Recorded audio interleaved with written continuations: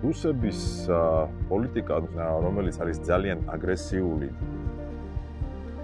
ისინი ატერორებენ ჩვენს მოსახლეობას, იტაცებენ, არფევენ მიწა-წყალს, მუდმივი შიშის ქვეშ ამყოფებენ. აქა იმიტომ იყო დასახლებული სოფელი, ტყე იყო, წყალი და საძოვარი.